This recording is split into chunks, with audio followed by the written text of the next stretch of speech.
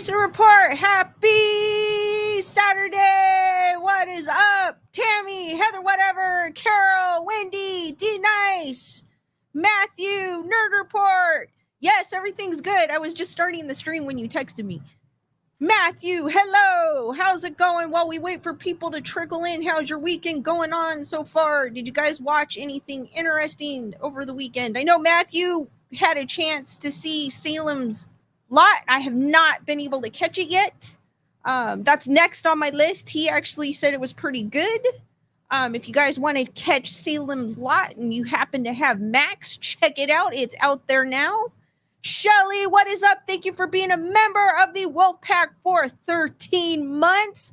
Hearts for Shelly. What is up, Lisa Boo and Kyle and Brandon?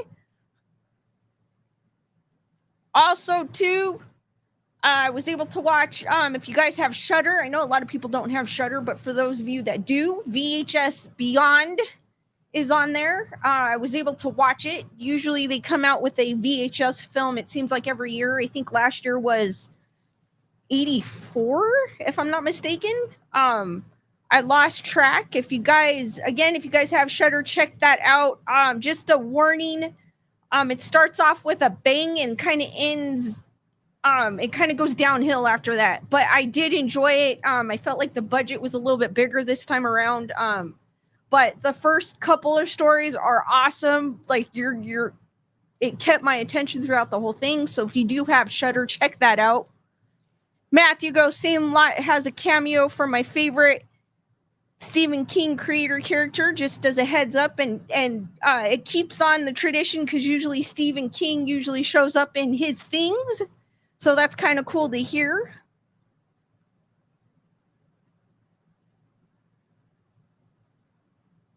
Also, too, there's Mousetrap, which is on Peacock. Blood and Honey is also on Peacock. I know I said this is last stream, but for anyone that wasn't on my previous stream, I haven't seen Pooh, Blood and Honey yet. That is on my list as well. I did get a chance to see Mousetrap. It is what you expect of it. Unfortunately, I was kind of disappointed with it. Great idea, great story, great what I thought would be a great story, but the execution it's what you expect from a low budget horror film. But they tried. I like the it started off, it caught my interest, like the opening scene was really good, but after that it was like you could tell that was low budget. But sometimes nothing wrong with that. Gunner Girl, what is up? Chris, how's it going? Elaine, how's it going?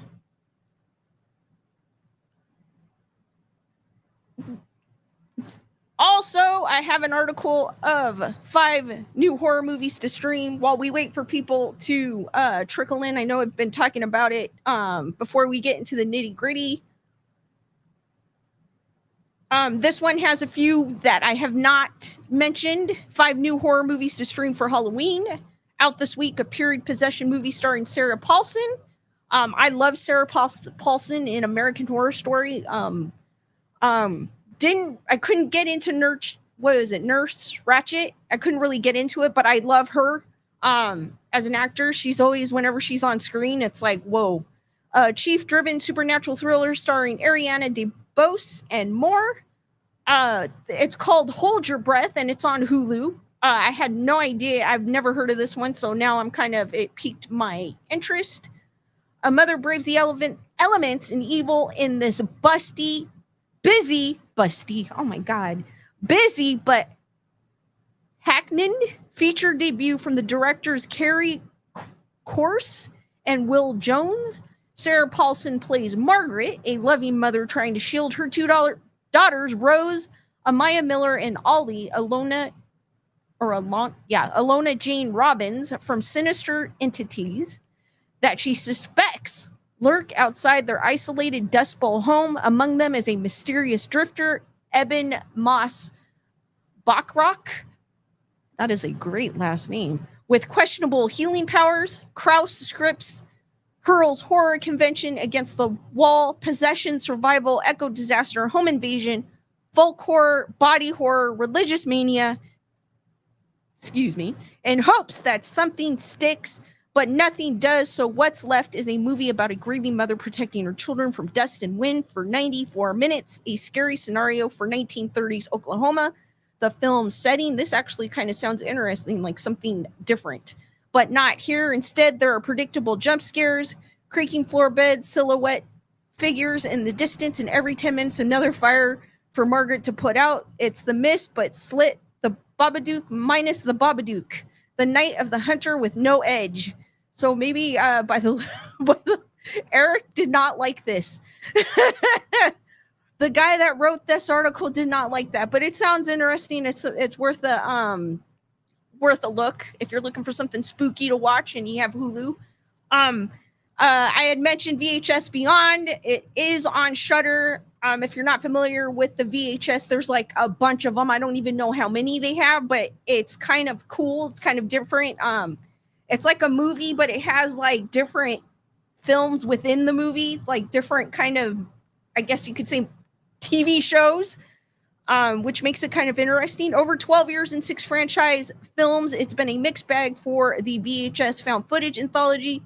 The new science fiction theme installment is no different, offering only a single film worth fast-forwarding to watch. Justin Martinez's spectacular, darkly comedic Live and Let Die, written by Martinez and Ben Turner. It starts as a group of friends squeeze into that one was great, and prepare to skydive to celebrate their friend's birthday, but their plane gets hit by turbulence, not from wind, by an alien invasion. After a spaceship crashes into the plane, bodies fall through the air, and some survivors land in a citrus grove, where the monstrously long-limbed creature finished them off, except for the leading man with the camera. It's unclear if Martinez shot the film while skydiving, but it looks real as hell, found footage gold. The other short films in the anthology packed visual punches but lacked fleshed-out scripts. They would be great to have in the background at a Halloween party. I kind of disagree with them. I do, like I said earlier, the first couple up to the one that he just described, which was amazing, where I think it's the first 3 are amazing. Got me into it from the beginning. I was like, holy crap, this is like different than the other ones. And then after that, I agree with him. It fell short, but nonetheless, it's something to watch, and it was something. It's different. It's not like your normal haunted house type films that we see nowadays. House of Spoils. If you guys have Prime Video, one of the more peculiar horror subgenres is the restaurant film. Joanne, what is up? Heather, whatever. How's it going? From schlock like Blood Diner to the dark comedy The Menu, the supernatural thriller from the writer-directors Bridget Savage Cole and Daniel Cruddy, former servers in New York City restaurant, is a well-intentioned but unfilling addition to The Menu. Sorry, I have to laugh because this guy is really like giving these movies the knife. Ariana DeBose plays an ambition. I have not seen this one, so I can't speak for it. Plays an ambition chef who, with a wealthy business partner, Ariane Moade, and a fellow chef, Barbie Ferreira, opens a high-end restaurant she hopes to turn into a destination. The problem is that the restaurant sits on land saturated with the blood and sweat of undervalued ancestors, thirsty for their due. DeBose, a charismatic stage actress, here looks disinterested.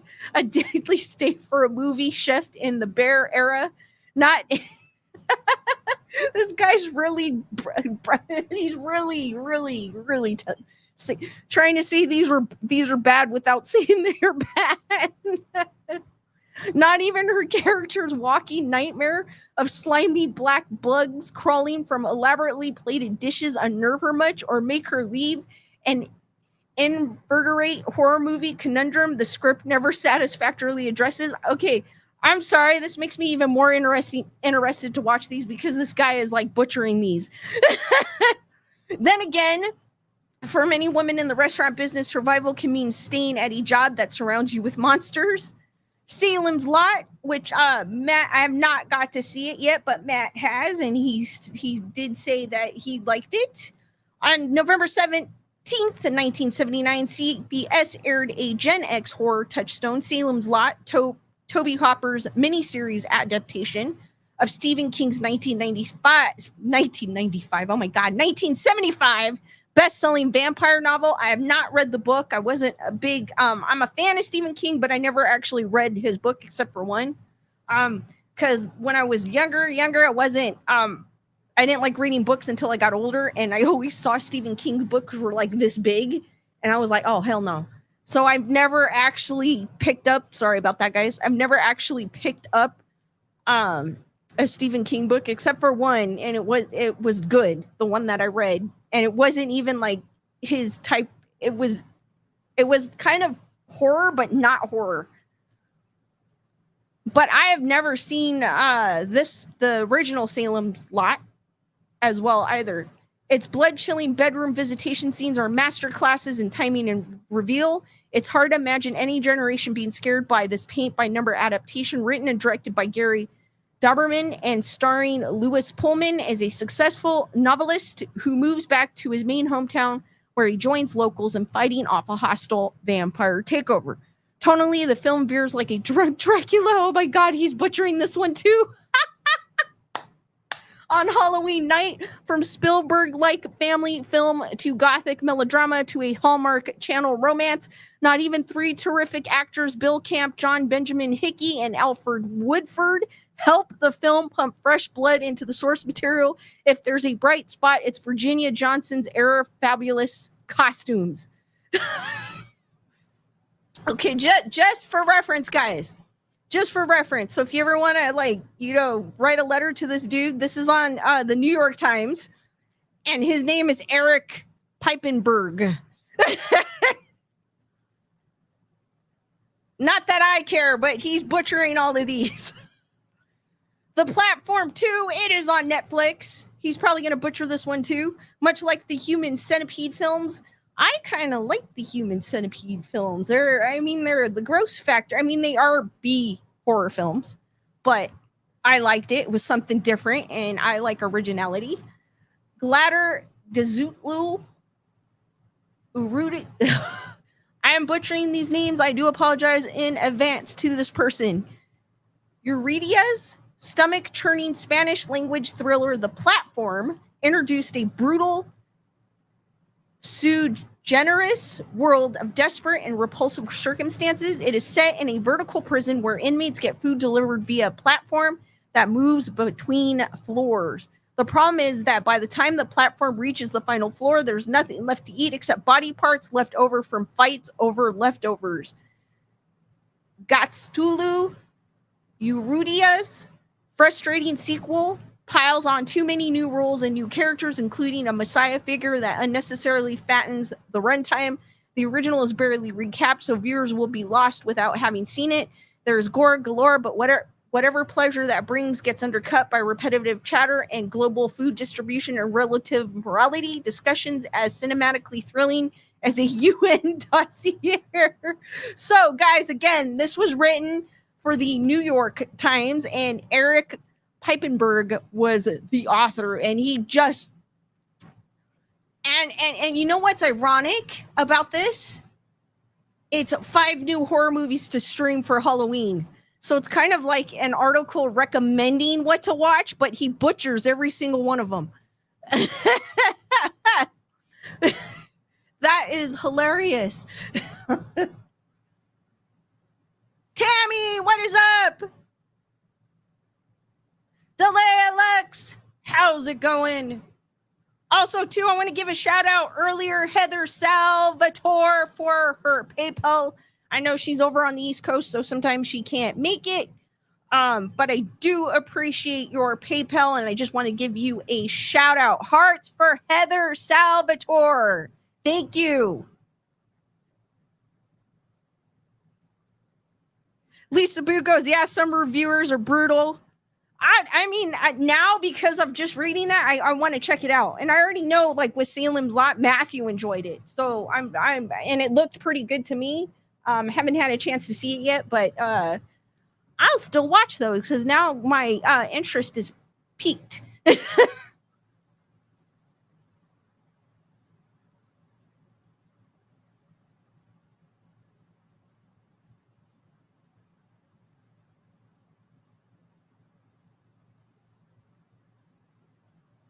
Antone, what is up?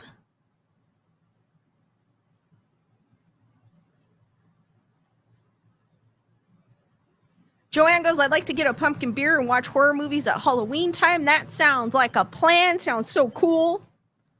As always, guys, I am not in my studio today, but Skeleduck, I brought him with me. So he is somewhere in this background. I know it's not like this way, it's this way. He is somewhere in my background. Just remind me before the end of the stream and I will reveal his location for anyone that is new to the channel. I don't see anyone new, but just in case someone's lurking and they're new, Skeleduck is in my upper left-hand corner, might be your upper right-hand corner. That is what he looks like, and I usually hide him every stream in my background. And I didn't forget him this time. So he is somewhere back here. Just remind me by the end of the stream. Heather, whatever goes, imported duck. Exactly, I imported him. Matthew goes, I also watch movies to watch movies. I don't purposely try to find stuff not to like. I'm the same way, Matthew. I like those obscure B movies. I do give them a chance. Even if I don't like them too much, I still kind of try to give them a chance. Because I know it's hard work to make these movies. And I know low budget when I see it. Obviously, I think anyone can see it, but I always like to try to give them a chance because it is hard work when it comes putting these together. It's not something that takes a few minutes to do. So I like, and also too, a lot of these unknown films are probably could be one of the best and original. Because nowadays, if you notice, they and I know I talk about this all the time, they want to do remakes and remakes of older films that I grew up on. I know a lot of you grew up on, and I'm like, I want to see something different, not a remake of a remake of a remake.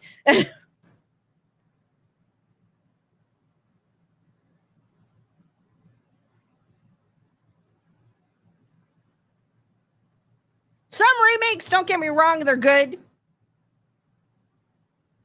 I've seen a few that I've liked, so I don't knock them, but the originals are always the best. Especially if it's a movie. I love horror movies, especially from the 80s and 90s. They just don't make them like that anymore.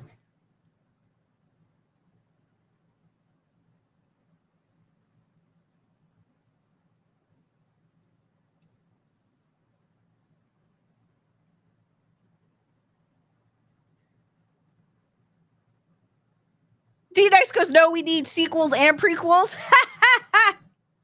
Chris is watching one that's called The Curse of Buckout Road. That sounds interesting.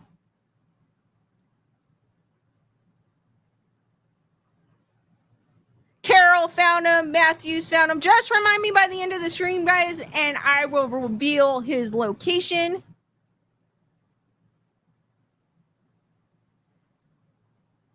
Delay, I can't watch any horror movies right now. Due to the heart healthy shot I've taken, I'll be ready for Halloween as long as you can get some in. As long as you can get some in.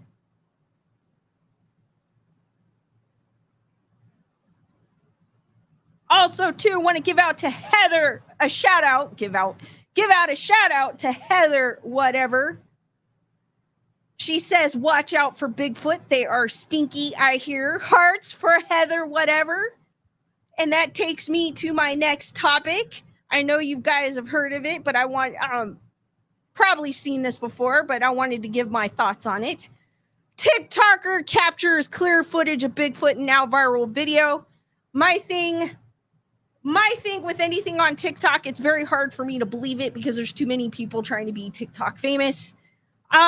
I think that is the case for this TikTok as well. I think it's some guy that went to the costume store and got himself a costume, decided to chill in the forest. And this guy, this TikToker, claimed that this is what he saw. I think it was staged. I mean, he looks awesome, but I'll give him that. But Heather, whatever goes, that's a movie star Bigfoot. Exactly. I give him props. It looks really good. But like I said, with all these cryptids, I do believe in them. I do believe in their stories. I do believe in some of the urban legends that we hear. And Bigfoot's no different. I do believe in him. It may not necessarily be what people are describing him as, but I do believe that Bigfoot in some form or shape does exist somewhere, as with the Loch Ness, as with Mothman, as with the Chupacabra, as all the other cryptids I've spoke about here on Grayson Report. And I do have videos on each one of them, including Bigfoot, if you guys want to check it out from previous streams. A TikToker says he captured a real Bigfoot on camera. Oh my God. And it's the best evidence of their existence since the Patterson-Gimlin tapes from 1967. I don't think so, bro. Amazingly, social media influencers captured all kinds of clear paranormal activity, while scientists whose actual job it is to do the same thing aren't so lucky, or the footage they capture always looks like it was filmed using a potato. If we sound skeptical, it's because we are. One of the reasons is that nowadays you can create anything using CGI. True. And that's the reason why I've always said why I have an issue when it comes to some of these videos, because we've got AI on top of that. AI can create a picture of you even. And so it's kind of hard. And for me to believe these pictures, like I want to believe this one, I don't. This one obviously to me is a dude chilling in a costume or a female. We don't know what it is, but that's what it looks like to me. I mean, yes, it's the clearest footage anyone has ever captured of Bigfoot. I'll give it that one, but I feel like it was staged. And it goes for with paranormal and UFOs because of the technology we have now. It's very hard for me to believe that they are real. And I do feel sorry for those people that actually do post videos that this is what I saw. This is exactly what happened. And it's real, but no one believes them. Or put a friend in a costume and film it on your advanced iPhone, which is, I think, is what happened here. Take, for instance, the recent video of Bigfoot that has gone viral. The footage was captured in Lawton, Oklahoma, and shows a Sasquatch having a private moment sitting in front of a tree, nibbling on some flora, which anyone could, I mean, I wouldn't be nibbling on flora if I was playing Bigfoot, but that's me. The creature suddenly spots the person taking the video and is jolted out of his happy place. We aren't saying the footage is a hoax, but any great practical effects artist could create the same thing with a Wookiee costume and great lighting. However, we will say that if you slow down the footage, it appears the creature has facial expressions, something that might be hard to replicate using a Spirit Halloween getup. There's people that are, a wizard when it comes to robotics. They could have done something like that too. We will leave it to you to decide, or whether this is just another attempt at likes and views. I believe that's the case. Or we now have officially confirmed the existence of cryptids. I think there are cryptids. I never doubted it. I just need to be 100% sure. I need to see it with my own eyes, as with UFOs.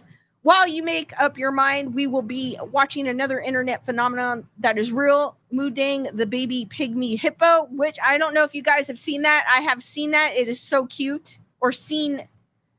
But guys, what do you think? I'm with Heather, whatever. It's a movie star Bigfoot. Heather, what goes Wookiee with sunglasses? Shelly goes, it's an Okie Sasquatch. Lisa Boo goes, almost looks like a orangutan with a human face. Yeah, the color does. Heather, whatever goes Arnold Schwarzenegger Bigfoot. Gunner Girl, thank you for being a member of the Wolf Pack for 14 months. Hearts for Gunner Girl. Always love your stories, Lisa. Hearts for Gunner Girl, guys. Thank you, Gunner Girl. Heather, whatever goes, that's Bigfoot with a blow dryer and suntan.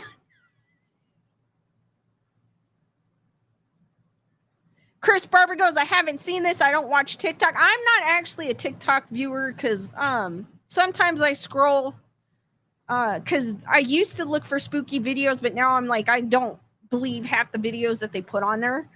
So I'm a casual TikTok viewer.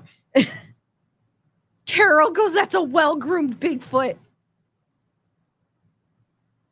D Nice goes, do you remember the movie Ants? That looks like the animation. No, I don't. Joanne goes, wig. Matthew goes, Corman has better costumes. Shelly got a chance to, I didn't get to see that movie, but Shelly got to see Sasquatch Sunset. It was really sweet. I liked it.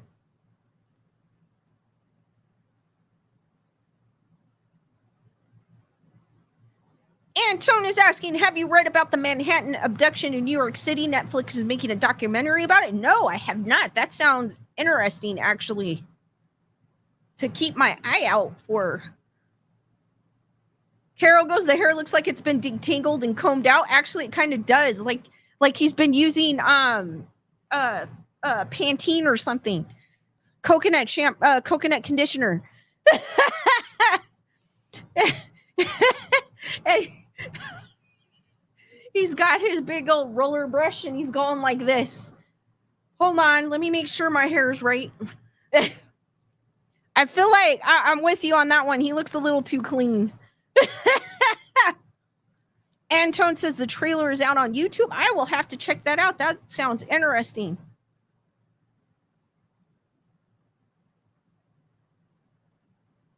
Heather Whatever goes, a big bear of that color went through my yard, but I was honking my car horn, so I didn't get his big backside photo. Kyle, I kind of agree with you on that one. This one's too clear. If it's not blurry, shaky cam, it's not real. Matthew goes 50s greaser Bigfoot. There you go. Or herbal. A D-Nice gave me that. Or he uses an herbal essence. With those commercials with the models yelling, yes, yes. Like he has a mirror. The mirror is hidden behind one of those tree stumps. And he's like...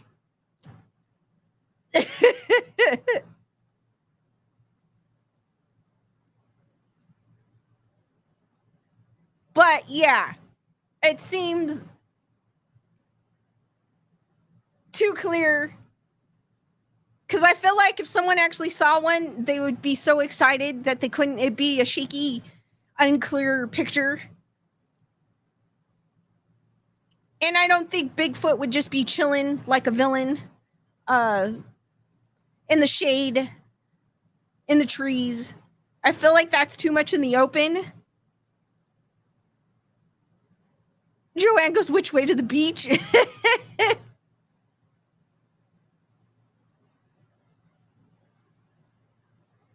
But this one, I think, is officially debunked by me. The debunk stamp. Yeah, I think this is a little too clear. His hair is a little too conditioned. No matting. I feel like what Heather whatever said earlier, he would definitely be stinky. This one does not look like he's stinky at all. He looked like he recently took a shower, and I mean by like actual shower. D Nice Go Sub Guy went nuts with the hair growth shampoo. Exactly, Shelly. He just smoked a blunt and it was chilling out. Exactly. The guy in the suit. I think it's just someone that wants to be TikTok famous and our friends that were bored and decided just to do that and see what happens. And not thinking anything of it, because there's people that do that sometimes, which is, I mean, just having fun. D Nice like he smells like flowers. Exactly. Like he smells like just for men. No. I was thinking of like a cool scent, like a cologne. What is that? Axe spray?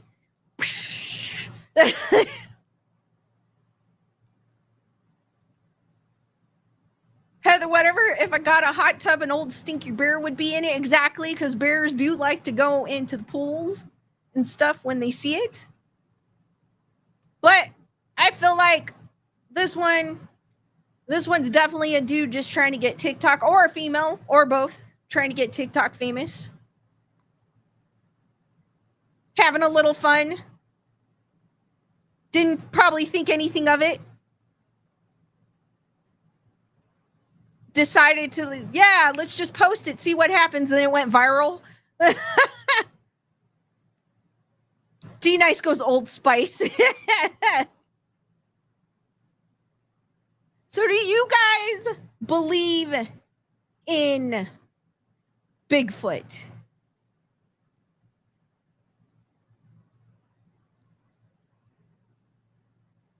Before we get into the next article, which is also Bigfoot, but it's 8 unnerving Bigfoot stories that will make believers out of skeptics. Joanne goes yes. Shelly goes yes. Not necessarily the one we saw. I wouldn't mind taking a selfie with that one, though, because that was pretty cool. Matthew goes possible. Heather, whatever, goes I believe now. Wasn't so sure before, but I've now heard a lot of stories. Tammy goes yes.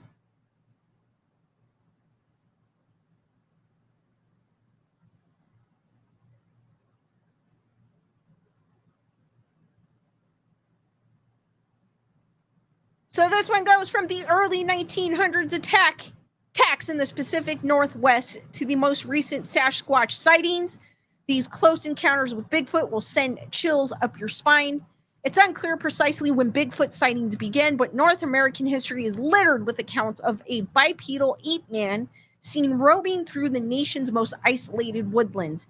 Indeed, even before America's states were united and Canada became a sovereign nation, a plethora of indigenous tribes told tales of wild men stealing their food. The United States has tallied 23,000 Bigfoot sightings in total, with the most recent Sasquatch encounter happening in the western portion of the country. The name that each culture bestowed upon this beast varied, but it was largely formerly known as Sasquatch. But then in 1958, an article covering a curious set of enormous footprints cemented the name Bigfoot in the American lexicon. Bigfoot sightings across the United States have clocked in at around 23,000 encounters in total since the late 1800s. These encounters range from the harrowing reports of 20th century loggers to a perplexing 1967 video that still draws awe and speculation to this day. Indeed, these 8 Bigfoot sightings and recent Sasquatch encounters are the most entrancing stories of the elusive beast yet. The startling 1967 Bigfoot sighting caught on film. And this is the one that I know of, and I'm pretty sure everyone most notably knows. It is a picture that's been circulating for years. I mean, if you think of it, this too kind of looks like somebody in a suit. But the technology back then wasn't as advanced as it is now, so it kind of gives some validity to it. I'm saying some. The SoCal Patterson Gimlin film spans 59.5 seconds and remains hotly contested as to whether or not it is an authentic Bigfoot sighting. I have not seen this film, but I have seen this image. The Patterson-Gilman film of 1967 arguably cemented Bigfoot in American folklore more than any other sighting in history. Of course, Sasquatch was known among several indigenous North American tribes, and American newspapers reported sightings as early as the late 1800s, but no actual footage of the beast existed until Roger Patterson and Bob Gimlin's fated trip. It was on October 20th on that year of 1967, I believe, when the two men rode their horses through Bluff Creek, California. Patterson has been obsessed with the mythical beast, eager to produce films and authored books on the subject. Gimlin was merely an old friend who joined Patterson in the support. He was like, all right, I'll go with him. I mean, I think anybody would have gone with him. Around 1 p.m. that day, their horses suddenly kicked as a strange scent filled the air. Then the men spotted a furry creature ambling on 2 legs about 100 feet away. The two men dismounted, and Patterson used his trusty Cine Kodak camera to capture the beast on 16mm film.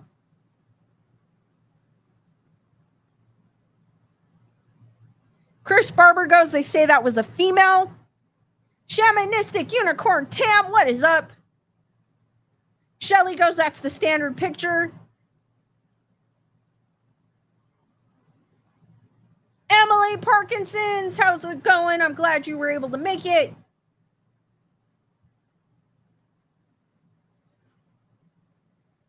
Ever since Patterson and Gimlin's, I want to say Gimlin. Oh, it is Gimlin. Gimlin, or like Gimland film has been scrutinized, lauded, and criticized in equal measure. Some have deemed it the most elaborate prank in history, while others, including esteemed researchers, see it as the most convincing Bigfoot evidence ever recorded.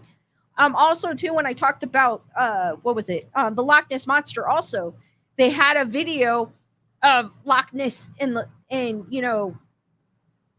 a video of it, but it ended up the person that made the video confessed and said it was fake. But skeptics have argued that because Patterson profited so thoroughly from the short film, he almost certainly developed the footage as a forgery on purpose. Indeed, Patterson did take the film on a nationwide tour, charging admission, and even published a book on Bigfoot the year prior. Many thus deemed him a huckster who finally caught a lucky break with the contentious video. Costume designer Philip Morris even claimed that he himself sold Patterson the costume seen in the film. Later, a Yakima, Washington man named Bob Hieronymus alleged that Patterson had paid him to don the costume. The Patterson Gimlin film has staunch defenders. However, Idaho University professor Dr. Jeffrey Meldrum, for instance, believes the musculature and limb ratios captured in the footage are way too precise to have been forged, particularly for a video from 1967. Bob Gimlin himself has never wavered from any detail of the account. Ultimately, the Patterson Gimlin film laid the foundation for how Bigfoot sightings were to be received moving forward, but it is just one of the Sasquatch encounters chronicled here that is simply too intriguing to ignore.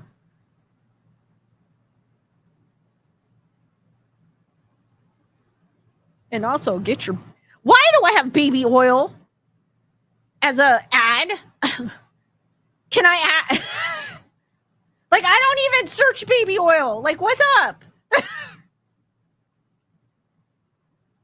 Pennsylvania Arius Bigfoot encounters. I know a certain individual was involved with baby oil, so that might be why it popped up. Pennsylvania's Arius Bigfoot encounter. So this here is pictured as a footprint found in Johnston, Pennsylvania in 1980, measured 17 3/4 inches long and 7.5 inches wide. Though notoriously elusive, Bigfoot has been spotted roaming the woodlands of virtually every single state in America. According to the Bigfoot Field Research Organization, BFRO, most reported sightings come from the West Coast, though the state of Pennsylvania has had a slew of intriguing Sasquatch encounters through the years. The first documented account of a Bigfoot-like creature in Pennsylvania dates back to 1858, when there was a series of wild men sightings in Lancaster that resulted in nationwide coverage in December of that year. A thing like a man but hairy as a bear has been seen by the people. An article concerning the encounters read, "It was very wild and strong. It was once seen in a pen sucking the cows, and when discovered, it started as if about to fight and then turned and fled, bounding like a deer. It walked upright and is supposed to be a wild man." Sasquatch encounters like these have purportedly continued steadily in the state ever since. The most intriguing sighting was not one of Bigfoot itself, however, but of its purported 17 3/4 inch footprint, which I showed you earlier. Even more ominous than the size was that the print wasn't found in the isolated forest, but near someone's home. That's crazy. The more recent Bigfoot sighting occurred on August 26, 1980, when locals in the Conemaugh Township area of Johnsontown, Pennsylvania, first discovered the massive print in the mud. appeared to belong to somebody's or something's right foot. Additionally, it had 6 toes rather than 5, and the second imprint of the left foot was found 8 feet away from the right. What? That is a very long gait. Just imagine, what would you guys do if you found a huge imprint in your backyard that you didn't create?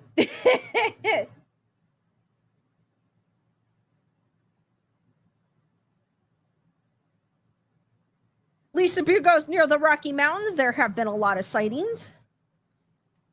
Homeowners nearby soon added that there have been a strange stench in the area, unlike the one on TikTok. They also claimed to have heard bizarre noises the night before, 2 phenomena that had long been accepted as facts about Bigfoot. The case was so mysterious and newsworthy that the Associated Press ran a story on the potential Bigfoot encounter, which has never been solved nor debunked as a prank. More baby oil. Heather Whatever says, I would move. Joanne goes, I would take a cast of the footprint. That's probably what I would do, Joanne.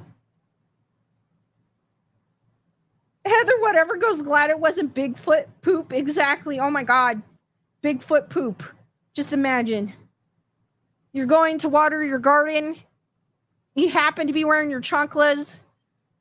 In my case, Crocs. And you step in something. And it's covering your entire foot. Your foot. And that day you decided not to wear socks because it was hot. Yeah, no.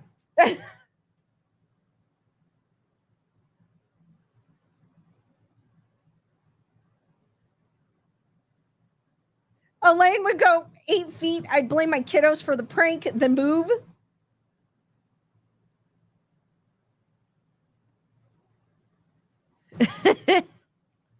A famed explorer finds Bigfoot-like prints on Mount Everest. Some believe that a mammoth and ape-like Himalayan creature referred to as a Yeti or abdominal snowman, or Bumble, as I know him from Rudolph the Red-Nosed Reindeer. He's my favorite character in that cartoon. Well, actually, that's more claymation. Is different than Bigfoot, but others suspect that Bigfoot and the Yeti belong to the same species and are simply regional takes on the same mythology. To those who believe this peculiar find on Mount Everest in 1951 might sound like a Bigfoot encounter. While traversing the mountain's Menlung Basin in 1951, famed British explorer Eric Earl Shipton happened upon a trail of 12 to 13-inch footprints in the snow at 19,000 feet. Shipton was accompanied by famed mountaineer Tom Burdillon, who photographed the tracks and sent them to a contemporary named Mick. I like how they put Mick in quotes. Here are the footprints photos. Sorry for the delay. Burdillon wrote, we came across them on a high pass on the Nepal-Tibet watershed during the 1951 Everest expedition. They seem to have come over a secondary pass at about 19,500 feet. Down to 19,000 feet where we first saw them, and then went on down the glacier. So here is a photo of that foot in Mount Everest. That is a mighty big foot. And it says climber Tom Burdillon said they followed the tracks for nearly a mile. We followed them for the better part of a mile, Burdillon went on. What it is, I don't know, but I am quite clear that it is no animal known to live in the Himalaya, and that is big. Further intriguing was that this incident came a little over 25 years after Royal Geographic Society photographer N.A. Tombazi became the first European to report a similar type of Bigfoot encounter while scaling Mount Everest himself. Skeptics have preferred that the prints were made by an animal and merely grew in size when the snow below melted, but just 2 years after Shipton's footprint discovery, Sir Edmund Hillary, the first person to reach the peak on Mount Everest, launched an expedition to find this creature. While Hillary failed to do so, Shipton's photos have been marveled over for decades. Many have deemed them as promising evidence of a Yeti or other Bigfoot-like creature. His images fetched around $10,000 at Christie's auction house in 2014. I don't think I would have paid $10,000 for photos. 1 year after famed climber Mike Rees photographed yet another set of enormous prints there. I don't think I would have paid $10,000 for a photo of a print. A casting maybe, but not a photo. Even a casting, I don't know. That's kind of far-fetched.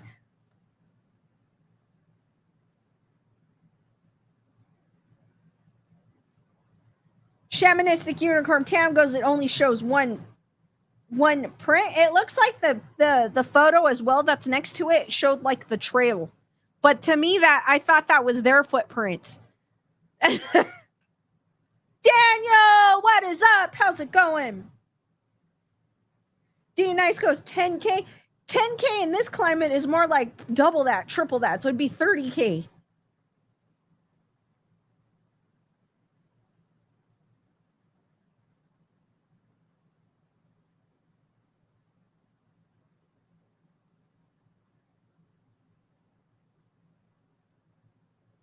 Julissa, what is up? A U.S. Forest Service patrolman's 2 shocking Bigfoot encounters. The Walla Walla Union Bulletin, which is pictured here, reporting on Paul Freeman's 1982 Bigfoot encounter. Paul Freeman was an experienced former U.S. Forest Service patrolman, and he was also an ardent cryptozoologist. Perhaps that's why some have been skeptical of his shocking Bigfoot encounter from 1982. Freeman knew his way around the woodlands in America's Washington state, where that year the seasoned woodman purportedly spotted massive hands and footprints around the Blue Mountains near Walla Walla. With no camera by his side, he took plaster casts of the prints instead. Though the prints have since been the subject of much debate, Washington State University's Grover Krantz thinks they might be the real deal. Krantz noted that the casts contained imprints of dermal ridges and skin whorls. These nuanced anatomical details made it seem unlikely that Freeman had forged them. But then, more than a decade later, Freeman made his most intriguing find. During a routine walk through the same forested region in 1994, almost 10, actually, that's more like 12 years later, he encountered what appeared to be 2 Bigfoots tending to their young. This time he had a camera with him. Oh, how cute. Despite the grainy image quality and general shakiness of the recording, of course, like Kyle said earlier, it's not real unless it's grainy and shaky. It appears to be no fake, but skeptics have pointed Freeman's history as a self-made cryptozoologist nonetheless. For others, the Freeman footage of 1994 trails behind only the historic Patterson-Gimlin film recorded nearly half a century before. Unbelievable as Freeman's discovery may sound, some estimate that anywhere between 50 and 75 Bigfoot tracks were spotted in the Blue Mountains between 1982 and 2000. And you would think that if there is one Bigfoot, there has to be more, right? So that kind of makes sense that Bigfoot would find a mate and have a family like any other person would have. You know what I mean? So that makes sense to me. That would be a sight, though. I think I'd be going, oh, like, you know how when you see like cute kittens or puppies and you're like, oh, I'd be doing the same exact thing. Shelly, thank you for your super chat. Hearts for Shelly, guys. I just love Bigfoot. I do too. What is not to like about him? You know what I mean? He's just, I would say cuddly, but I don't know because some of them say there is a smell, so I don't know if I can take the smell, but if I had a nose plug, he'd be cuddly.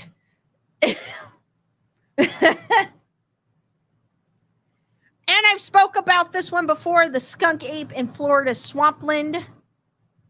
Florida's Lettuce Lake Park sprawls across 240 acres and is purportedly home to the skunk ape, what could be Florida's version of Bigfoot. Check this out. It looks like an awesome, beautiful place. Just as the indigenous tribes across North America each had their own ideas about Bigfoot, the plethora of modern-day sightings all across the nation has yielded the belief that there are various kinds of Bigfoot with different characteristics, such as the skunk ape of Floridian folklore. The skunk ape allegedly enjoys Florida's warm and humid climate, and like Bigfoot, is known for its putrid stench. See, that's what I'm saying. I can't say he's cute and cuddly because putrid stench would probably keep me away from him. The most convincing footage ever recorded of this creature was captured on January 3rd of 2015. It was approximately 1 p.m. and during a Tampa, Florida canoe trip in Lettuce Lake Park that Matthew McCamey and a friend suddenly spotted this so-called skunk ape.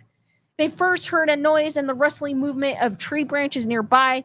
McCamey grabbed his phone to film what they thought was going to be an alligator or a bear, but turned out to be unlike any animal he'd ever seen before.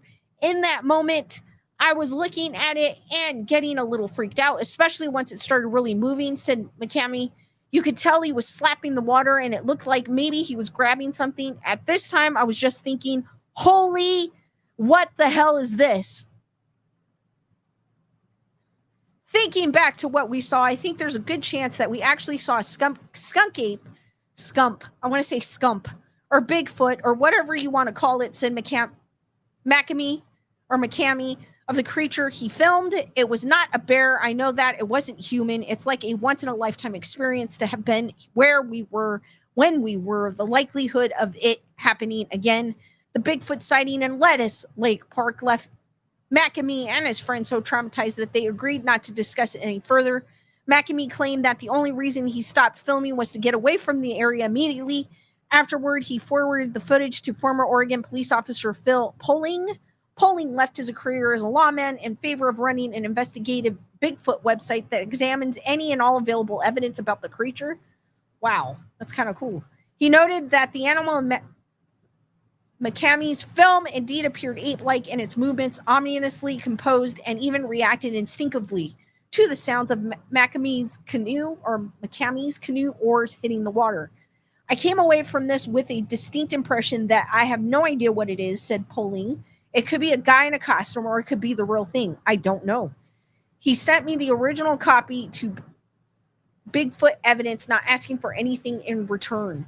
Poling concluded to the potential Bigfoot encounter, why would someone take all of this time, effort, and danger just to give the video away anonymously? Thank you, Emily, for that gifted membership, and welcome Ange to the Wolfpack. Hearts for Emily and the new Wolfpack member. Welcome. Thank you, Emily. I appreciate that. Julissa goes, I always think of the show The Hendersons when I hear Bigfoot. As well as Emily. Guys, if you haven't done so already, don't forget to smash that like button.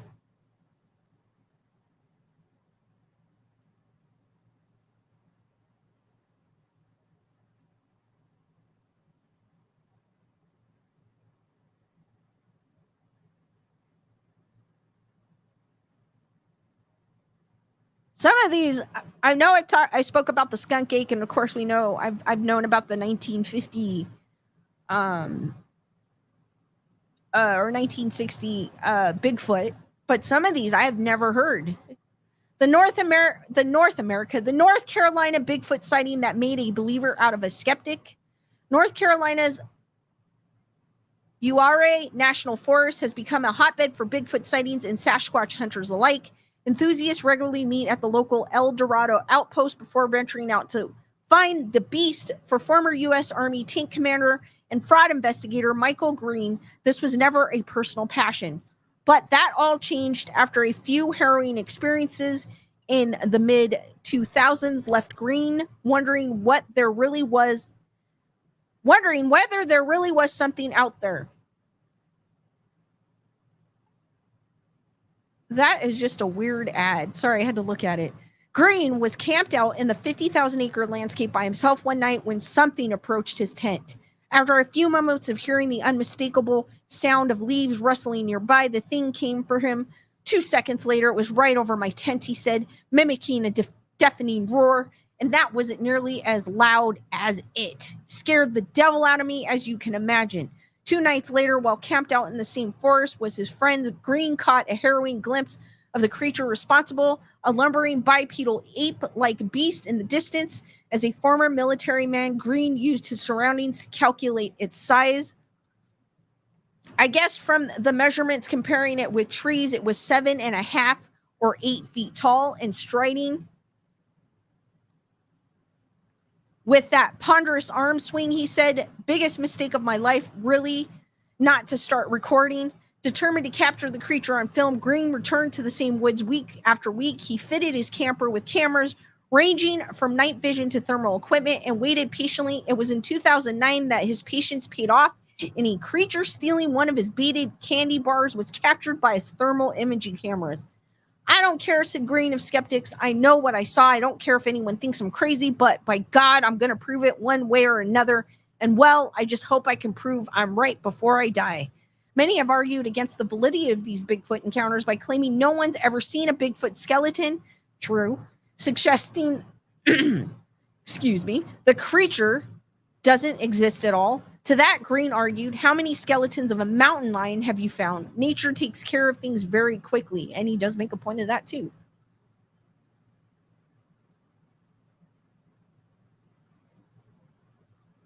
Heather, whatever goes, I would never camp again. Hello, Holiday Inn.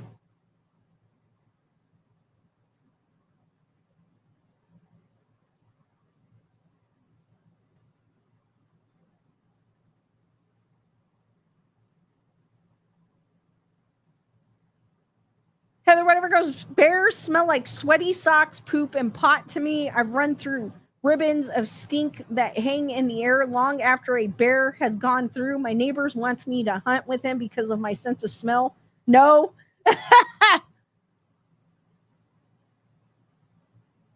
Daniel goes, my friend in town might have had Bigfoot run through his yard last week. All the animals went nuts. Today, he said, new deer and other animals gathered in his yard and all were squawking like crazy. Wow, that's cool.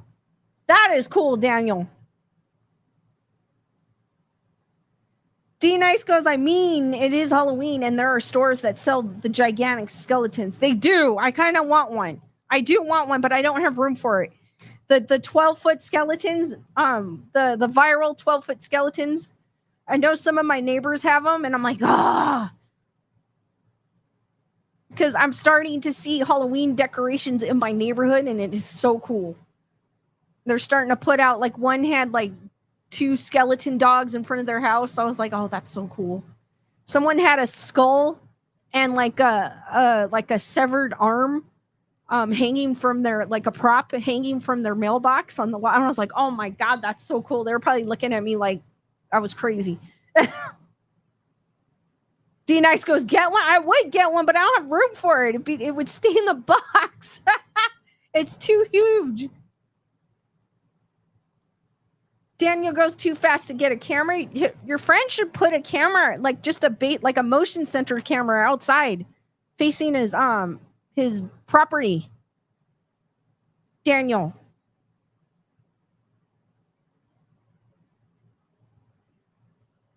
D Nice goes, get one and dress it for Christmas.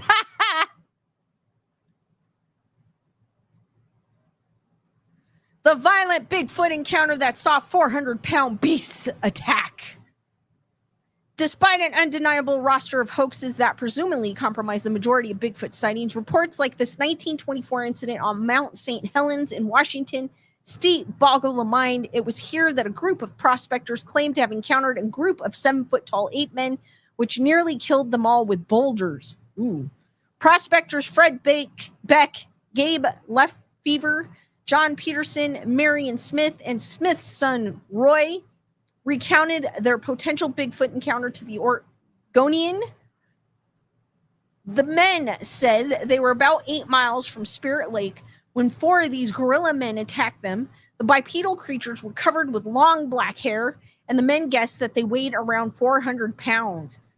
Their ears are about 4 inches long and stick straight up. The men told the newspaper they have 4 toes, short and stubby. Beck purportedly fired at the creature with his rifle and managed to with his pew-pew, managed to, YouTube, you didn't hear me say rifle, managed to shoot one of them off a cliff, thinking themselves successful in driving the beast away. The group calmly retired that night. Suddenly, their cabin was shaking in its foundation as the creature slammed against the walls with no tearing a hole in the roof. So this is a picture of the cliffs of Ape Canyon in modern day, are named from the Bigfoot encounters that appear in the Oregonian, which is on the right. And it is a beautiful area, very beautiful area. Many of the rocks fell through a hole in the roof, and 2 of the rocks struck Beck, one of them rendering him unconscious for nearly 2 hours, the article continued. The group escaped their cabin at the crack of dawn and decided not to alert a single soul. Nonetheless, somebody talked, and word of mouth prompted an investigation into the violent Bigfoot encounter. Despite the U.S. Forest Service launching an inquest that year, Rangers J.H. Huffman and William Welch found nothing to corroborate the story of these men, not even the cliff where Beck had shot a creature yielding any evidence. In the end, the authorities deemed the incident a prank despite finding 14-inch footprints nearby. The gorge where this Bigfoot encounter may or may not have taken place is now called Ape Canyon.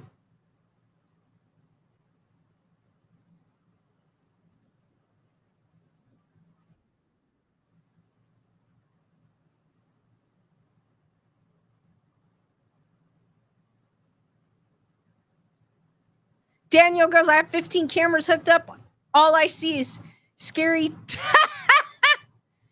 tweaker people. It's a motel.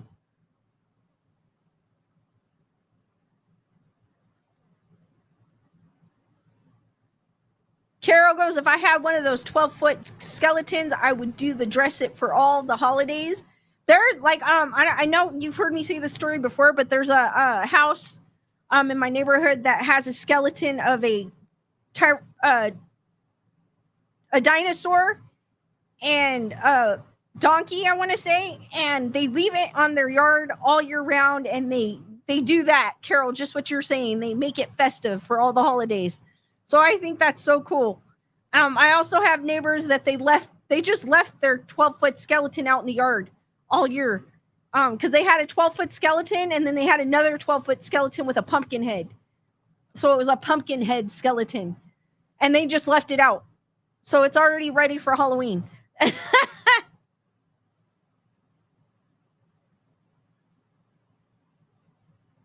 Julissa, I agree with you. Those skeletons are so cool, but where would one store it? Like, exactly, where would you put it? Daniel goes, the wildlife is beautiful. Woodpeckers, owls, eagles, mountain lions, bears, and cuddly Bigfoot.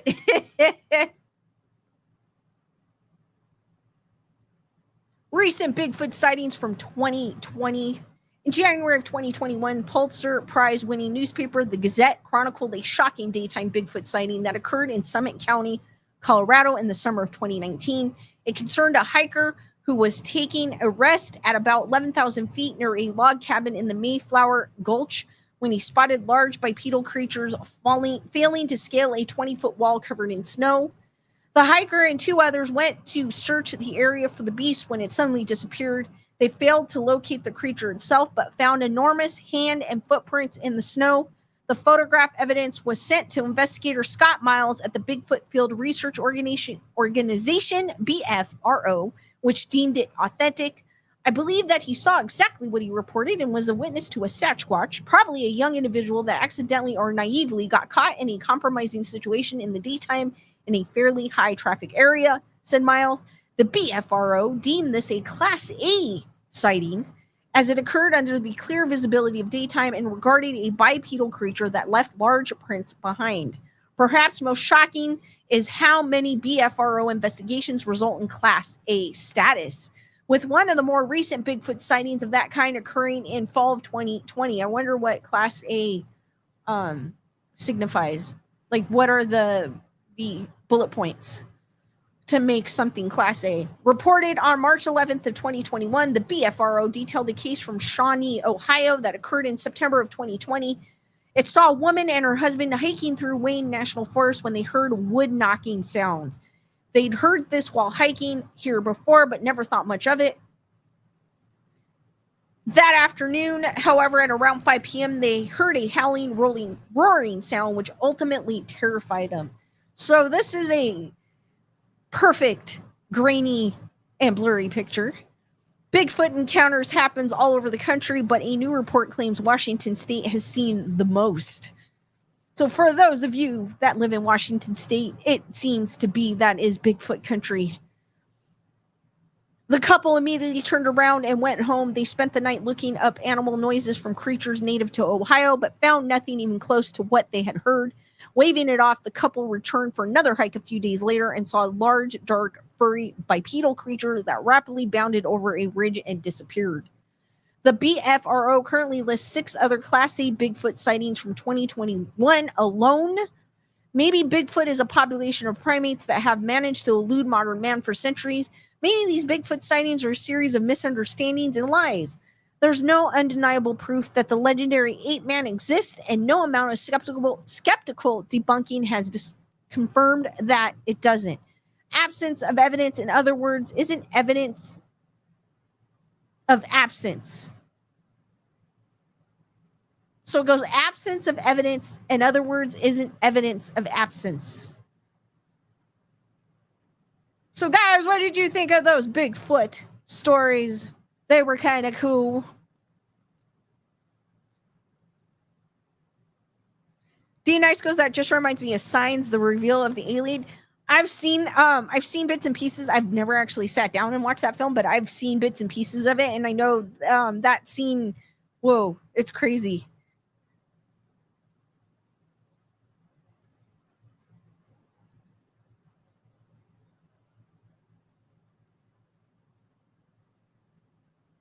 Matthew goes, they were the show Finding Bigfoot. They have a Leatherface one too. The show's still on, Carol says. Matthew goes, there's a Wednesday. Oh, I saw that one. A Wednesday animatronic at Lowe's, 5 foot for $150. I did see that one. Someone I followed purchased that.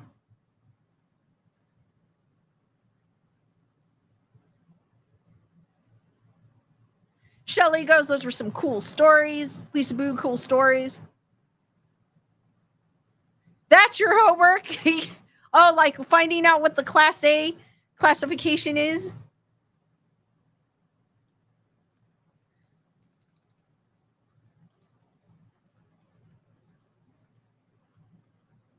Let's see. Let me see if I Google it and it pops up. All right. In the classification of Bigfoot reports, Class A refers to a clear visual sighting of the mythical creature that can be confidently distinguished from other animals. They're a bipedal primate that can be 6 to 15 feet tall, a foul smell, silent movement, or a high-pitched cry. There's the skunk ape, which I spoke about, grassman in Ohio, folk monster in Arkansas, wood booger in Virginia, Momo in Missouri, Honey Island swamp monster in Louisiana, Dewey Lake monster in Michigan, and the Mogollon monster in Arizona.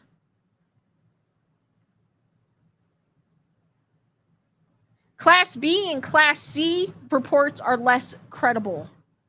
There you go.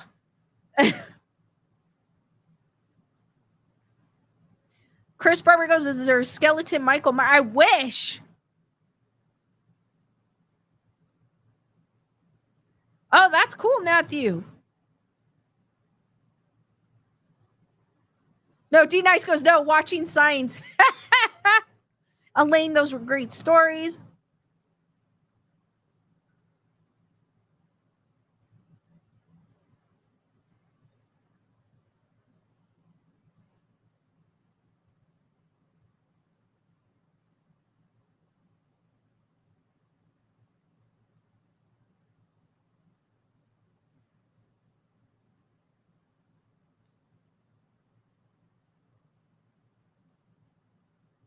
No, I do not. I just want to see the article.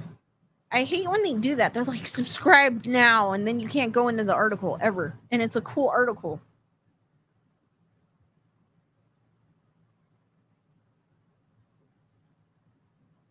Maybe if I leave that pop-up up.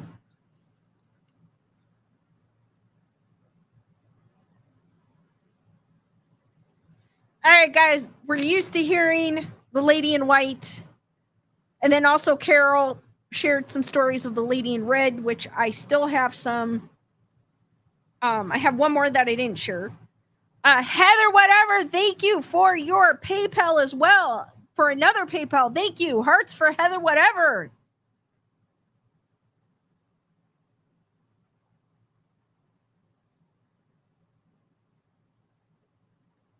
Hearts for Heather, whatever, guys.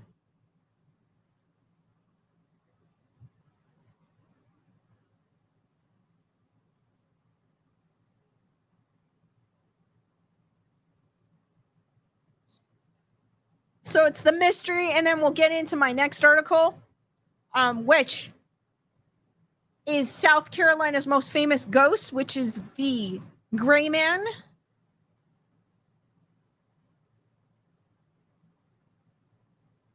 Shelly's asking, I need to watch a good horror flick. What should I watch? I'm trying to think. There's a bunch of new ones, but I haven't watched those, so I can't really talk about those. Maybe watch a good old classic. You can't go wrong with the classics. Like, even if you go Alfred Hitchcock classic, or go with like your normal slashers like Friday the 13th, Halloween. You can never go wrong with those. So this is the mystery of the lady in red. Perhaps one of your one of the stories Carol shared the other day and I wasn't able to share.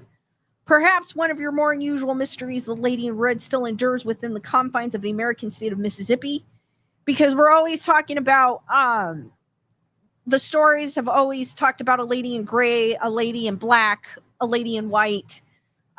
Whenever there's a story about a lady spirit, and I always go, and it would be cool if there was a lady in red, and Carol found a bunch of stories about the lady in red. As our tale unfolds, we go back to the year 1969. Recent owners of an antebellum era farm known as Egypt Plantation decided to begin renovations. And while much of the original pre- and post-Civil War era buildings have long since crumbled to dust, it was decided that a new septic tank was needed. These tanks are quite common in many rural areas without modern sewage and drainage systems. In short, a large metal enclosed tank is buried in the ground with pipes running to various living structures. It is here waste gathers and eventually is pumped clean. Such things do not exist in the 30s when Egypt Plantation was built. While excavation work with backhoe machinery digging deep into the ground, they hit upon a hard metallic object. Curious, the workmen began to clear the site with shovels. What they found indeed scared them. The men uncovered a large solid iron sarcophagus.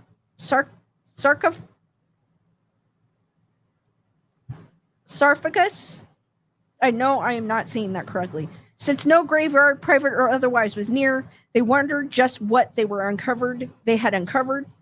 The local police were called. Upon close investigation, the workers had uncovered a Fisk casket. These iron coffins, shaped very much like an ancient Egyptian sarcophagus, there you go, were popular in the 1850s for several reasons. The first, they deterred grave robbing due to the casket being bloated shut.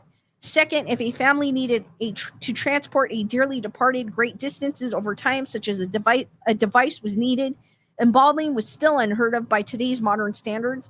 One early type involved pouring pure alcohol by the gallon into the Fisk casket and sealing it with a heavy glass partition. Once the upper portion was locked into place, a small viewing window was available. This allowed the family to see their now pickled relative. Primitive, but the process worked extremely well, as we shall see.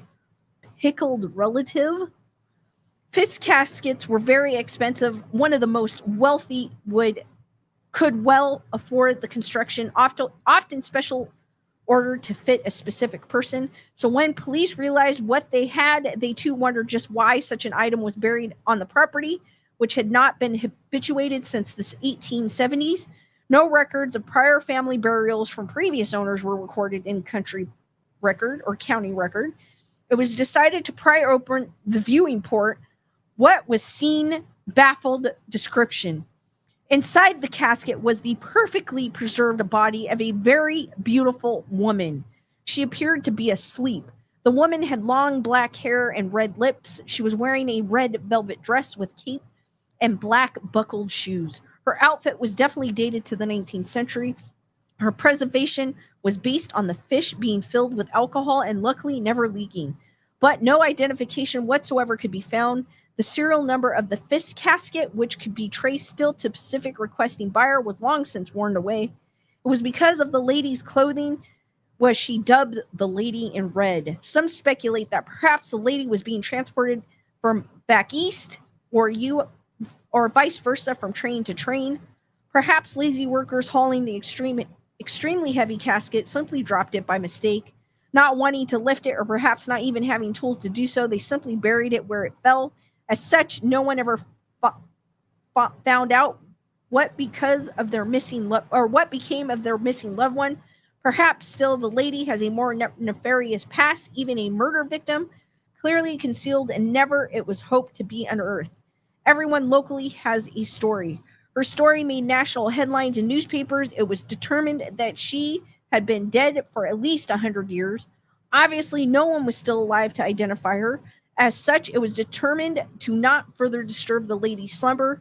She was buried in the Old Fellows Cemetery in Lexington in 1969. A simple grave plaque with the dates of 1835 to 1869 as being the closest approximation of death plus discovery marks her resting place. She was and still visited by the curious, since although not perhaps as much as she was in the beginning of her legend, what is odd, however, is why police did not attempt to take photographs of her face. Perhaps they did, but these photos have long since been lost or misplaced. Some locals have argued for a modern forensic examination or exhumation, but it is argued that once the fish casket seal is broken, the lady will no doubt simply dissolve into nothingness. Hence, the legend of the Lady in Red still endures.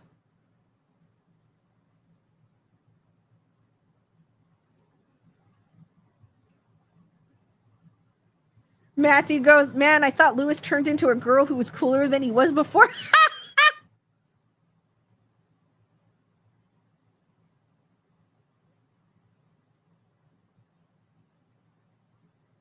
Nerderberg goes, why is Lisa in my studio?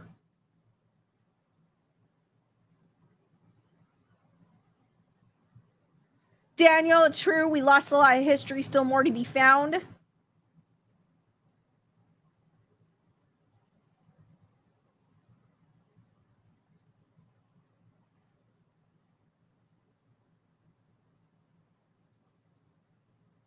Wendy! So that takes me to my next article, which is The Gray Man, which is kind of unique because, as I said, we always hear a story of the lady in black or the lady in gray searching for her long-lost love. The Myrtle Beach area is home to the most famous ghost in South Carolina. Have you seen him? South Carolina's most famous ghost is something of an enigma. Unlike most tales of the undead, the Gray Man is known as a benevolent spirit. People who say they've encountered the friendly ghost report seeing him before catastrophic storms. The Gray Man is said to either warn people to evacuate the area or protect the houses of those who see him. So how is he a benevolent spirit if he's protecting you? I think people actually see something, said Sherman Carmichael, author of 12 books about South Carolina lore and legend. I ain't going to say it's ghost, but I think they're seeing something because so many people see the figure out there walking and you ain't sure whether it's a ghost of a dead person or an image of the past or something. I kind of want to say that in a southern accent. I ain't going to say it's a ghost, but I think they're seeing something because so many people see the figure out there walking and you ain't sure whether it's a ghost of a dead person or an image of the past or something. Because he used ain't. Through the years, the Gray Man been featured in many books and television shows. Perhaps the apparition's biggest break to date was a feature on the NBC show Unsolved Mysteries in 1990. Did any of you, a fan of Unsolved Mysteries, remember this episode back in the 90s? Everybody knows about the Gray Man. You can't pick up a book here on local lore and legends.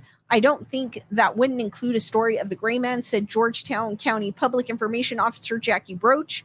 Despite his fame through the years, the Gray Man story varies depending on the storytelling. According to Georgetown Museum, some people believe Polly's Island is protected by its namesake, Percival Polly. Enoch Arden is another popular name for the ghost. In this version of the tale, a man in the early 19th century proposed to a childhood friend before embarking on a sea voyage. After 3 years with no letters or signs of Arden, the woman married the couple's other childhood friend. When Arden eventually did return on the day of the wedding, he threw himself into the ocean in despair. The newlywed couple followed suit, drowning themselves in the Wakama River.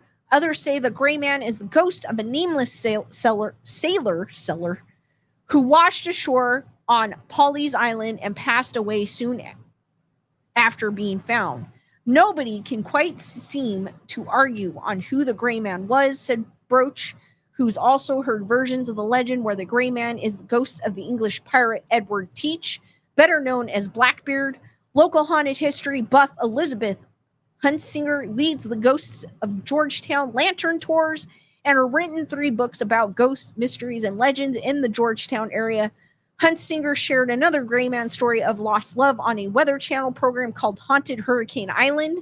As the story goes, in 1822, a young woman was awaiting the return of her fiancé to Polly's Island after 2 years at sea. Despite desperate to return to his love, the man reached the port of Georgetown and decided to take a shortcut through the marsh. Some accounts say he sank in the pluff mud, while others say his horse tripped. Either way, the man never made it back to his fiancée alive. Anyway, in her grief, the woman took to walking the beach. One incredibly windy day when the waves were crashing, she saw him right in front of her, and he was wearing the cape that she had made him prior to his leaving to go overseas a couple of years earlier for his education, Huntsinger said.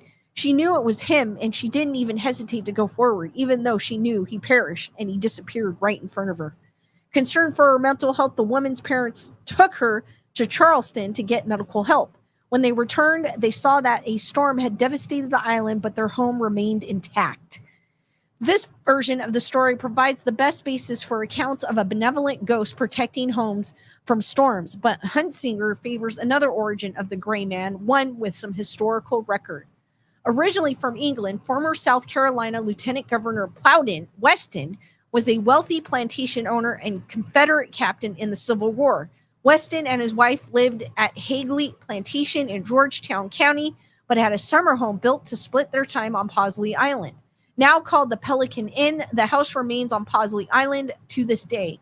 When the Civil War started, he organized a company of local men, and the outfit had made the uniforms, which was very unusual at the beginning of the war because there were only federal uniforms, Huntsinger said.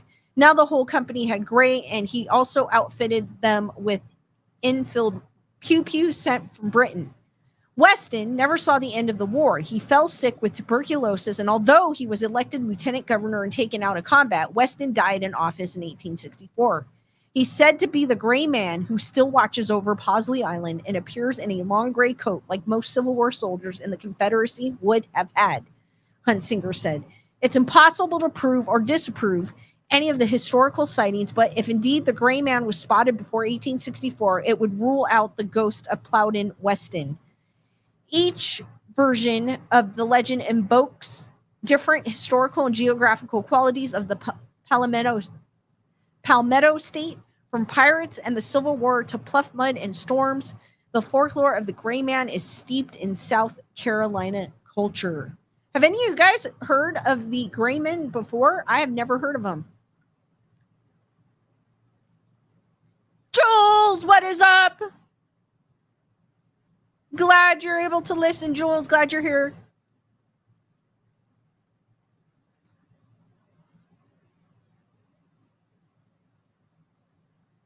Heather, whatever goes, my parents had friend.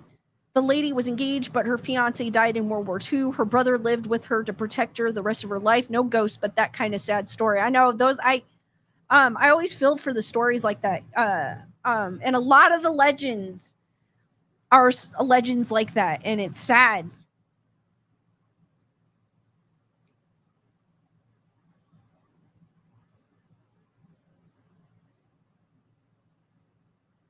Nerd Report goes, who's coming to watch Lisa DJ after this?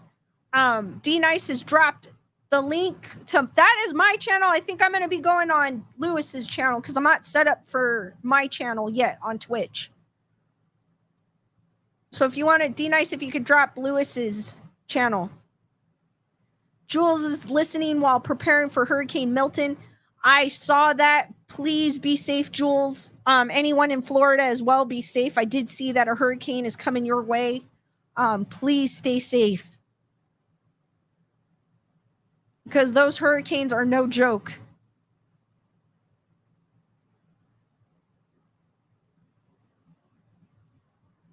But if you guys would like to follow me on Twitch as well, so I get the following as well when I do decide to, when I get it set up, D Nice has dropped my Twitch, my DJ Twitch in the comments.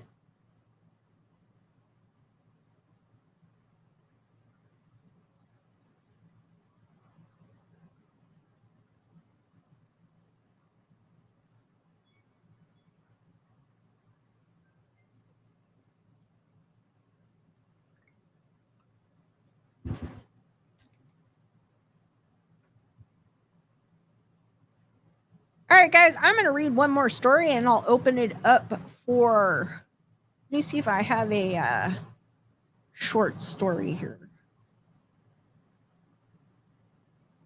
And I'll open it up for questions after.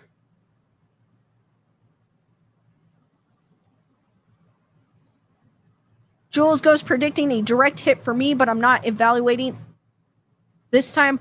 Jules, please stay safe.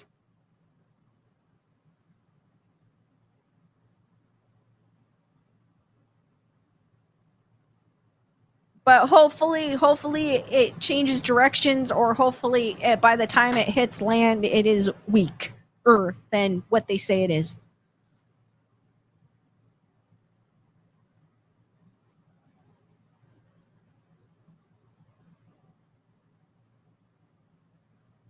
Nerd Report goes, I'm in the doghouse, help me. No, you're not.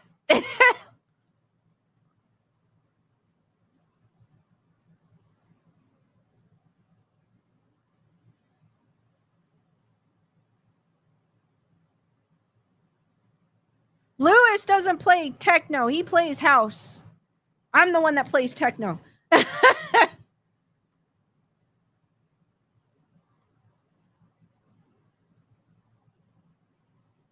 right, one last article, guys, and then we'll open it up for questions. I found this kind of interesting because it goes, ghost hunters say the National Aviary is extremely haunted. One of all of Pittsburgh's reportedly haunted sites, the National Aviary might be the least known. One of my favorite places in the city, the Aviary is home to more than 500 birds representing 150 species, many of them rare or endangered. It was among the first zoos in the nation to pioneer free flight habitats where birds flit past visitors uncaged, and mentioning that it might be haunted conjures images of ghost penguins or phantom fruit doves flying around the building. But the rumored specters are far stranger, and given the site's dark history, perhaps it shouldn't come as a surprise. From 1826 to 1880, the Aviary's location on the north side was occupied by Western Penitentiary, the so-called sister to Eastern State Penitentiary in Philadelphia. The prison was alleged to be less brutal than its notorious counterpart. When Charles Dickens visited America in 1842, he famously wanted to see two places, Niagara Falls and Eastern State. The latter had recently adopted a radical new system of punishment, namely solitary confinement. But as part of Dickens' 5-month journey for his travel memoir, American Notes, the 30-year-old author also spent 3 days in Pittsburgh. After arriving in the city by canal boat, he made his way north to Allegheny City, not yet annexed, and saw shackled prisoners at Western Penn, where the Aviary now stands. As with what he witnessed at Eastern State, Dickens didn't reserve his horror. He lamented to a friend in a letter the utter solitude by day and night, the many hours of darkness, the silence of death, the mind of ever brooding on melancholy themes and having no relief. He even imagined the imprisoned men being haunted by apparitions, wondering what if ghosts be one of the terrors of these jails. Scholars believe Dickens later drew from his experience at Western Penn to create Jacob Marley, the chained ghost in A Christmas Carol. Ooh, did not know that. Kind of cool. The Avery site touched American history again when in August of 1863 it was pressed into service to house Confederate prisoners of war. Cavalrymen serving under Brigadier General John Hunt Morgan was captured after a 1,000-mile raid that ran from Tennessee to northeast Ohio, ignoring orders from Robert E. Lee. Morgan and nearly 2,500 troops destroyed bridges, disrupted railways, and waged a campaign of terror, seizing food and supplies as they tore through the countryside. Morgan's raid made it farther north than any other Confederate incursion in the Civil War, ending with captured by Union forces about 40 miles from Pittsburgh. Despite his defeat, Morgan's raid turned the Kentucky enslaver into a daring folk legend, though his memorial in Lexington was relocated in 2018. More than 100 of Morgan's men were held in Western Penitentiary with various accounts of deaths that winter and an escape attempt. A list of the rebel prisoners' names was published in the Daily Pittsburgh Gazette, noting almost all were officers hailed from Kentucky. The soldiers were transferred to a New Jersey military fort 7 months later, well-clothed and looking hale and hearty, the Pittsburgh Gazette wrote in March of 1864. Ultimately, Western Penn relocated 2 miles up the Ohio River, reopening in 1882. It operated at State Correctional Institution, Pittsburgh, until 2017. The original prison was torn down, and Pittsburgh's first plant conservatory was established on the land until it was destroyed by a gas explosion in the 1920s. The city of Pittsburgh rebuilt the conservatory in 1952, adding birds to the indoor gardens. When city budget cuts threatened to close the Avery in 1991, concerned Northside residents formed Save the Avery, Inc., a private nonprofit corporation, to keep it running. The group lobbied the U.S. Congress to grant the Avery honorary national status, and President Bill Clinton at the time signed the declaration in 1993. So that's crazy. So where this Avery is used to be where the prison was. So just imagine what you would see here. I like crypto. What is up? I live in Pittsburgh. That is cool. I worked at a museum in Pittsburgh and have had experience. Ooh, super cool. Thank you, Gunner Girl.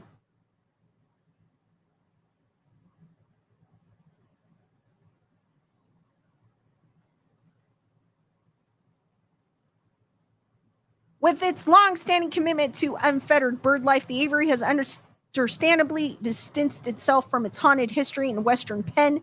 But in the 2000s, the organization invited 2 paranormal teams to investigate the building. Sean Kelly, who founded the Pittsburgh Paranormal Society in 2006, tells Pittsburgh City Paper the Avery is extremely haunted. And I can imagine just knowing that was there, what was there before it, that's crazy. The going theory is most of the paranormal activity emanates from wayward Confederate troops. There are apparently scattered accounts of Avery visitors spotting figures in Civil War-era clothing. Kelly said that during the Paranormal Society's investigation, someone caught the shadow of a soldier on film. The team also saw floating orbs in the Avery wetlands where the birds hang out. It wasn't poop. It wasn't their feathers. They were very solid orbs, Kelly said. The late Rosemary Ellen Gully details her investigation with the International Parapsychology Research Foundation in her 2009 book, Ghost Hunting, Pennsylvania. She brought in a Frank's book or spirit box, a modified radio scanner believed to pick up disembodied voices. I have never heard anyone use the term Frank's box. That's kind of cool. Placing it in the kitchen where the ghost radio incident occurred. A male voice said there were 6 communicators present. Apparently one copped to turning the radio dial, also saying the communicators liked the staff members and the birds and sometimes followed them around on their duties. Wilson conveyed a simply sentiment saying the Avery spirit enjoyed the birds and viewed the building as a peaceful place, and they seem intent to keeping it that way. That is a good thing. Just imagine it working there and you hear that the ghosts follow the workers. Kelly's more skeptical. He assessed the Avery is a better example of the residual haunting, which paranormal investigators believe happen where negative energy is stored at a site of stress or trauma. Oh my God.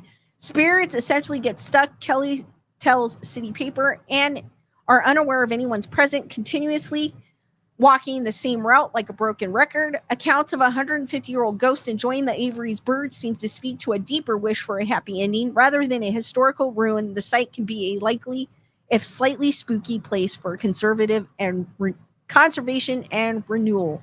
That is actually a nice story. Though it is haunted, it is nice to hear that the ghosts are happy there, according to the ghost hunters, which is kind of cool.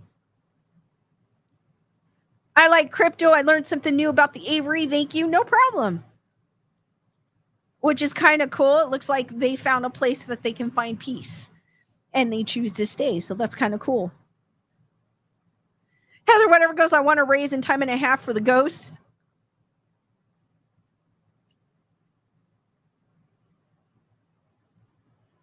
All right, guys, I'm going to open it up for questions. If you guys have any questions, feel free to ask.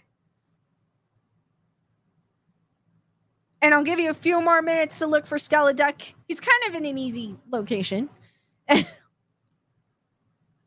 Kind of. There's not that many hiding places in this room. Wendy goes, I have a woodpecker that comes back every year to its tree and carved out a hole in the tree. That is cool. And after that, we're going to head over to Twitch. D Nice has dropped the link. Unfortunately, I can't read from here. How the heck do you close this? I opened up a thing and I opened up a window and I was like, where did that come from?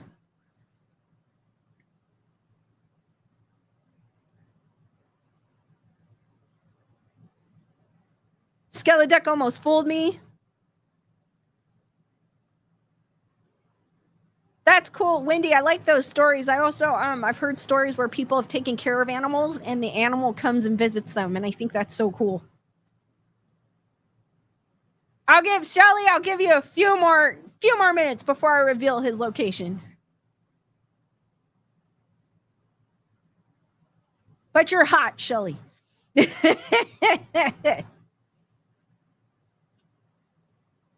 Without giving it away.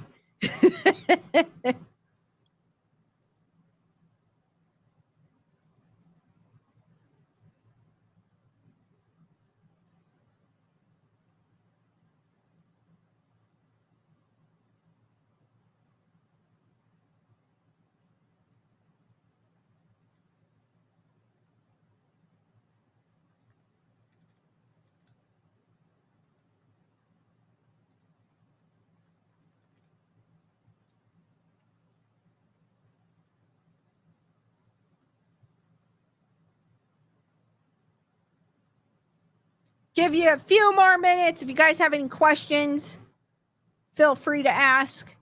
Wendy, I did try it does work. If you do www.twitch.tv/DJ Lewis Love, it should work.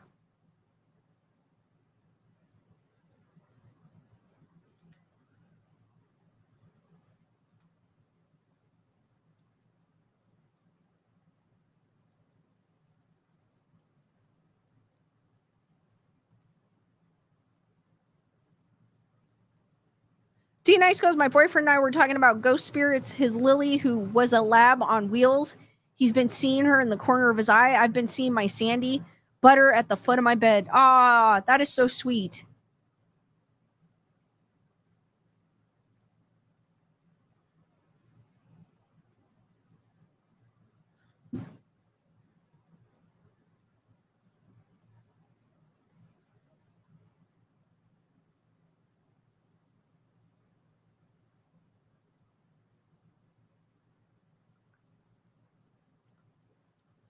All right, guys, Skeleduck is right above my head, like Shelly said, right next to the Halloween pumpkin, right where my finger is pointed.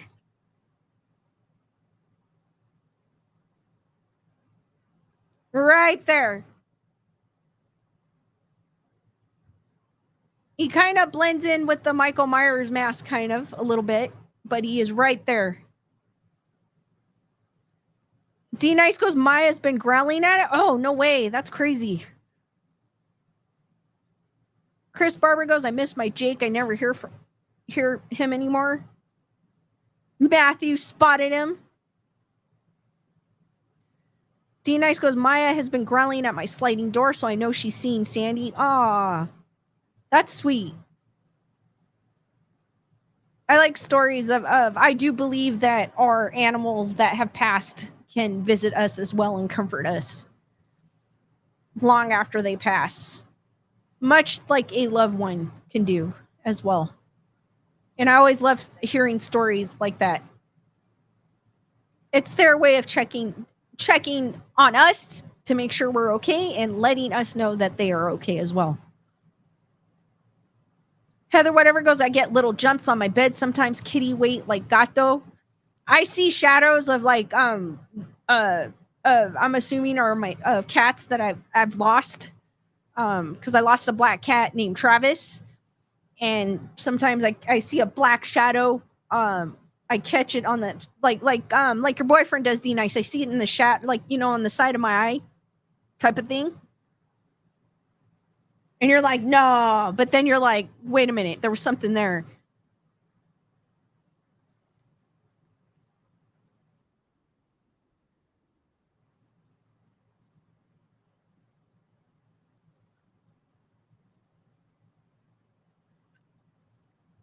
All right, guys, for some of that, we're gonna head over to Twitch. Unfortunately, I can't read from here to there, so I will drop the link in the chat, and we're gonna head over there. We're gonna raid the unconventional way.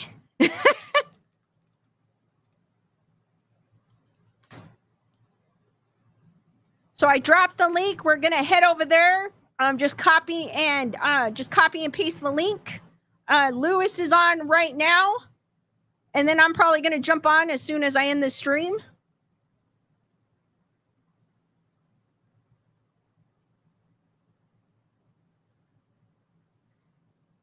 Daniel goes, my new kitty has been glued to your show just watching. Well, hey, that's cool. Wendy goes, my ginger farting Australian cattle dog is with us every day, taken too soon. Lisa Boo goes, I still feel them on my bed too. Carol goes, I hear jazz once in a while. Matthew goes, I've yet to see my rascal. Lisa Boo goes, I've dreamed of my animals that have passed.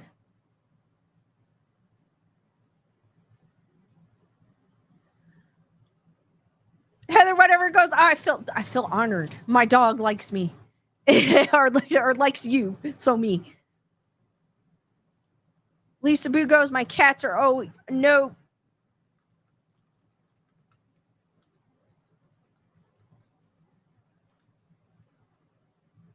My cats always know when the spirits are near. All right, I'm going to drop that link one more time. We are going to head over there. Guys, thank you for joining me on this edition of Grayson Report, where we talked about Bigfoot and other scary stories. I'll see you guys on the next one, and also over on Twitch in a minute, which will be here on YouTube. The next one will be Monday at 7 p.m. Pacific Standard Time. Be there, be squared, stay spooky, guys, and sweet nightmares, and I will see you all on Monday. Good night, guys, and have a great rest of your weekend, and I will see you. Forgot we're going over to Twitch. See you over at Twitch. Good night, guys. Have a good one.